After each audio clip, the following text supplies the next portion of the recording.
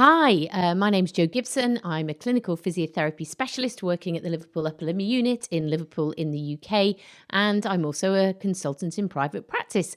Now, if you've joined us for our Monday Facebook Lives before, you'll know that this is an opportunity to share some interesting case studies, talk about some rehab tips and tricks, and also maybe to acknowledge some of the controversies that there are in the current evidence. However, today it's bank holiday in the UK. It's been raining. It's been very cold. So I thought I'd pop on here for just a quick Facebook Live this evening, just to talk about all things cross-education. This is something that I've been writing about in putting together some work for another project, something that I've been very interested in the past in terms of my interest with post-operative management and things that we can do potentially to optimize outcomes.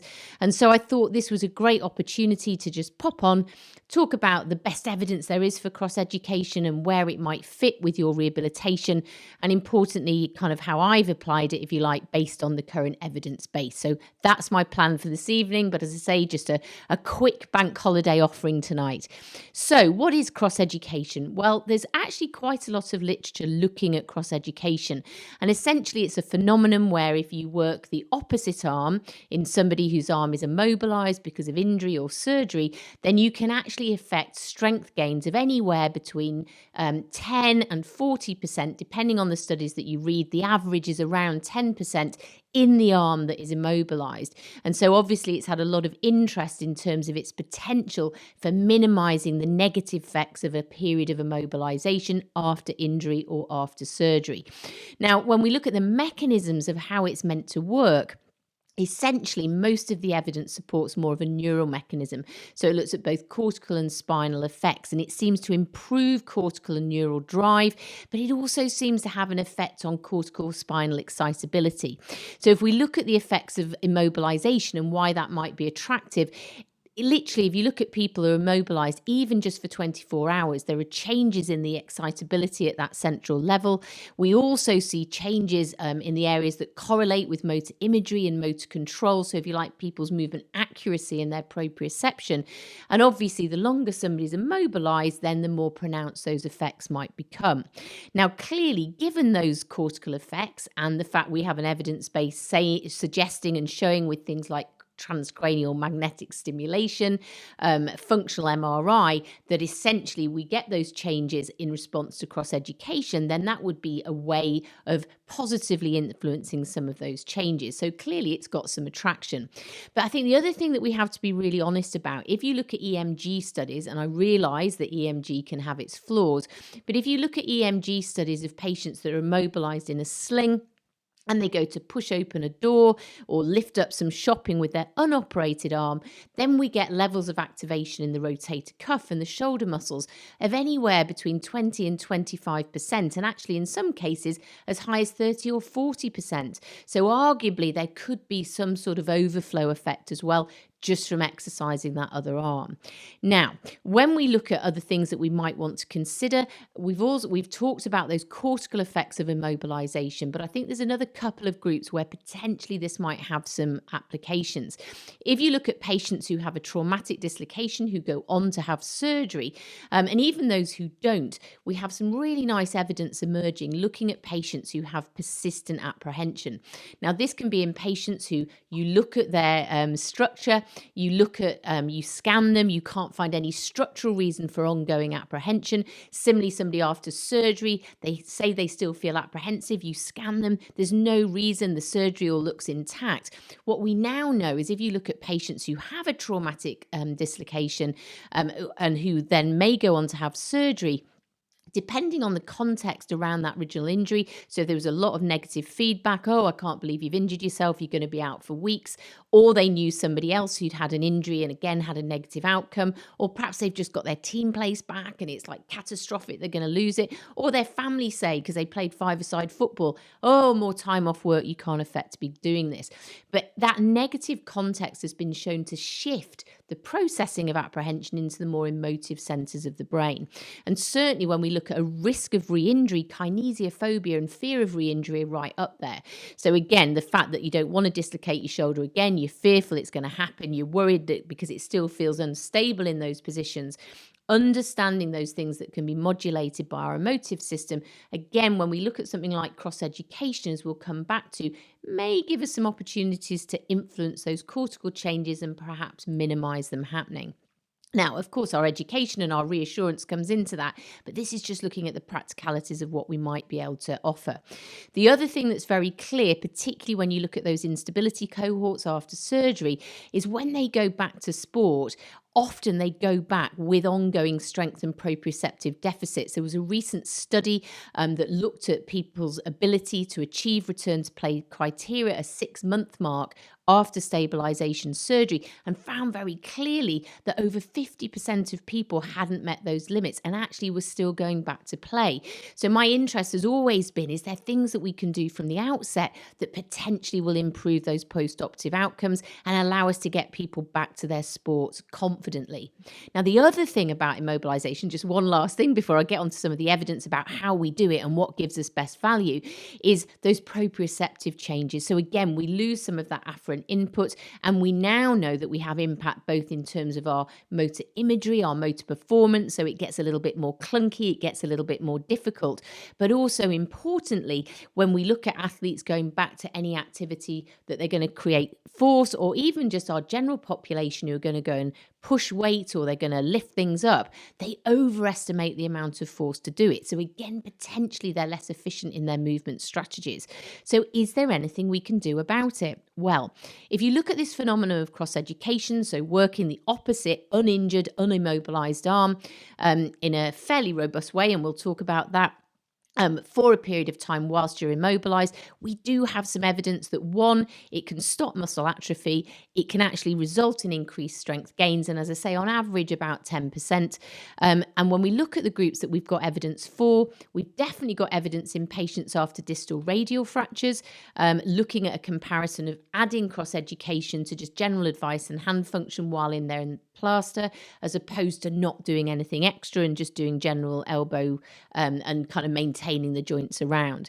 And those studies show very clearly that the patients who did cross-education whilst in the plaster had less pain whilst in the plaster and for the first week after it came out, and better early range of movement. Now, interesting, strength parameters weren't so convincing, but their period of mobilization wasn't actually that long. The other populations that we have sound evidence for this is in chronic stroke populations, again, working their unaffected limb.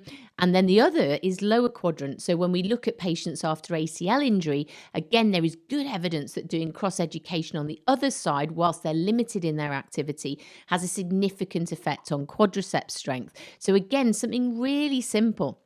So again, I promise I'm going to come back and answer some of these questions at the end. I'll just share the kind of the key facts with you, then we can come back and look at those applications. There's also some evidence looking at elbows. In terms of shoulders, at the moment, there's only actually one study, and it took healthy people, immobilized them in a sling. One group didn't exercise the other arm, and the other group did. Obviously, for activities of daily living, they still use their unaffected arm, but then one group had this specific intervention, and there was no doubt at the end of a 4-week immobilization period, the people who'd done the cross-education had better strength and better movement quality. So we do have an evidence base to support it. Now, there are some things that seem to increase how effective cross-education is. Certainly, you're going to get the effect in the muscles that you're targeting. So if we look at the shoulder, then we probably want to target the rotator cuff, but we could just look at gross flexion and external rotation movements. When we talk about our instability cohort, then we might want to think about something more to do with proprioception in terms of maybe some more ballistic stuff on the other arm or more reactive stuff. And again, I promise I'll come back to that. But the things that really seem to, if you like, augment the effect of cross-education are the type of contraction. So eccentric seems to work better than concentric at lower levels of maximum voluntary contraction. However, there's also no doubt, if you do cross-education on the opposite arm, working at 60% of maximum voluntary contraction or above seems to give better value. In terms of dosage, And usually around 4 sets of 6 to 8 repetitions seems again to give a therapeutic effect when done during that immobilization phase.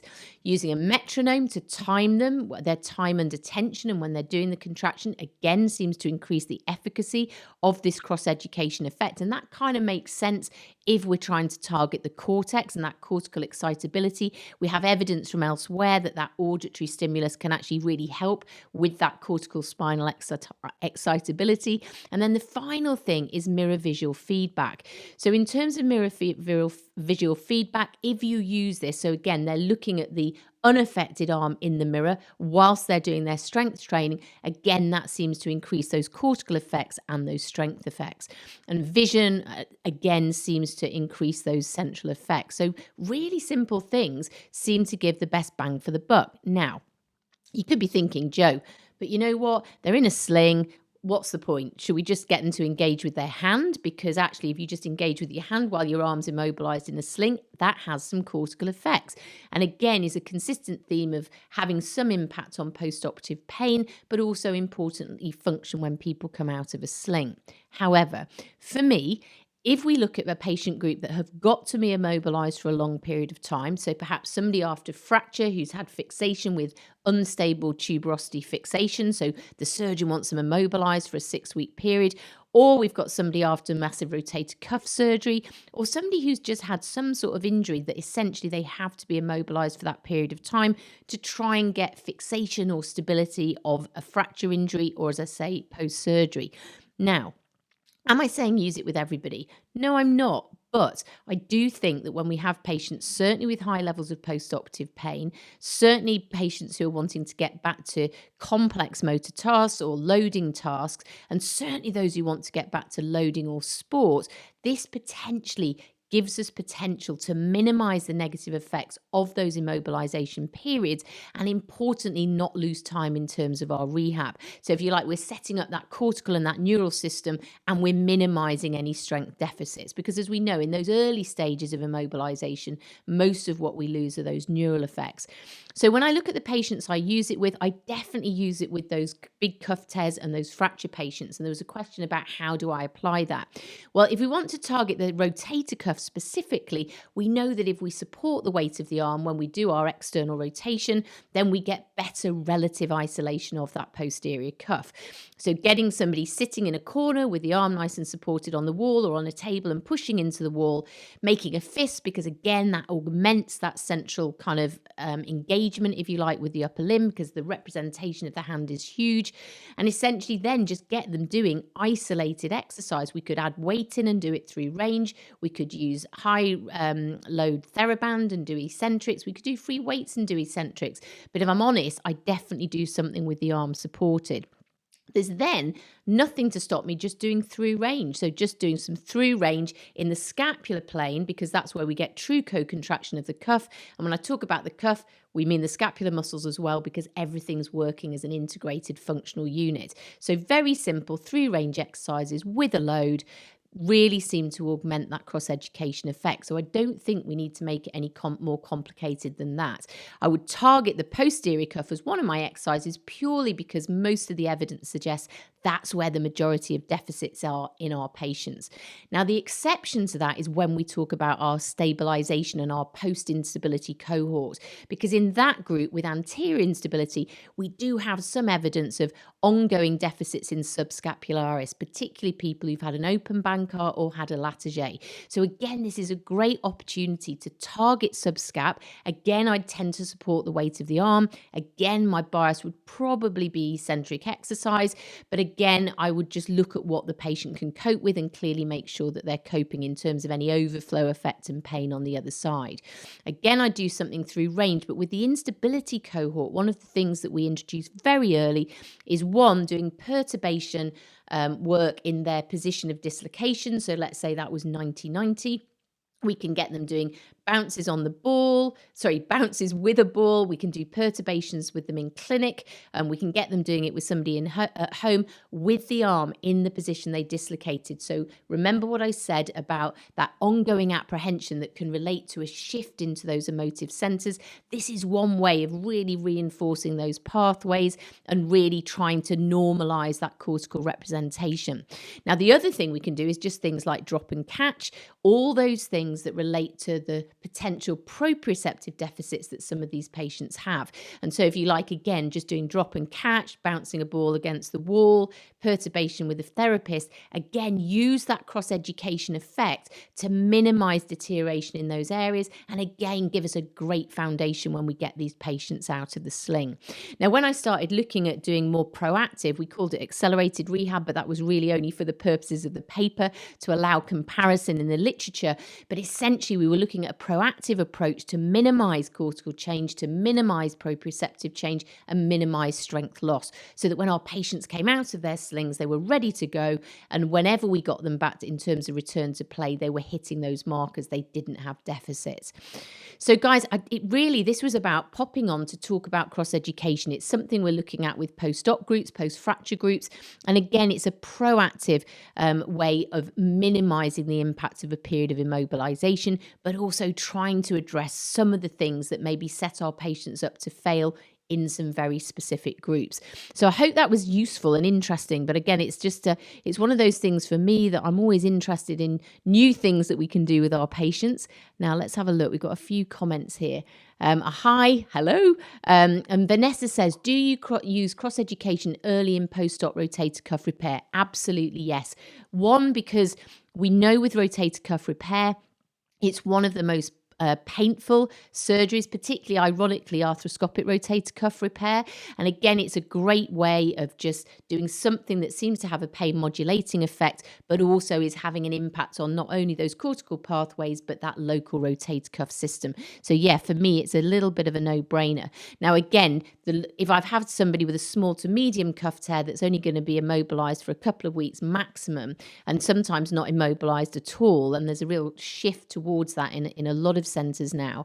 But in those big cuff tears that do have to be mobilized for a long period of time, I think this can be a really useful adjunct. In fact, there was a Delphi study recently of a load of experts that specialize in cross-education, and they all advocated that cross-education should be considered as an adjunct in post-injury or in patients who have to be immobilized, because there is enough evidence to support those positive effects. I guess the only thing I would say, Vanessa, is again, whilst the evidence says that if you want the best effects of cross-education, you want to be working at 60% of somebody's maximum voluntary contraction. Again, I think it's important to respect pain and make sure your patient's not trying to use any compensations. Nadia, the connection's not great. Oh, I don't know why. The internet strength. I'm so sorry about that. I hope you've been able to listen okay. And you've got the key facts. This will be released probably as a podcast again afterwards. So hopefully David will do his magic with the sound if you've missed any of the key bits. And Vanessa, another question. Have you got any references for the contralateral work post-stabilisation surgery? So Vanessa, so that's something I actually applied. It's something we're looking at the moment, but it's something I applied when I was looking at all the things that we could do to take a more proactive approach to stabilisation rehabilitation. So that's one of the things we're looking at it in fact, one of my team did a pilot study in post-fracture groups. So really what I'm saying, Vanessa, is I need to get my finger out and start writing some of this up. But that's how I've applied it. There's a great paper by Ladderman et al. 2018 that talked about this change in apprehension, this shift into the brain. And that was really, there was early work about that many years ago, which was what prompted me to include that as part of our approach with these patients. But certainly I've written about it and talked about it in lots of patients. So I'll try and signpost some resources. Val, awesome to have you here. So Val, who's a international expert in all things elbow, says here we use it all the time when rehabbing elbows post-fractural dislocation. And that's exactly the same with us in our post-trauma cohorts and our post-surgery cohorts with that immobilization. Alex, Oh, thank you. That's very nice. Alex is saying some nice things. Oh, excellent. Thanks, Alex. I'm glad they're really useful. It's just a great excuse to come on and geek about shoulders and share some things that I've found really useful.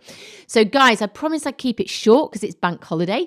I hope you've taken some useful things away from that. I'm amazed so many of you have turned up on a bank holiday Monday, but I hope I've made it worth it.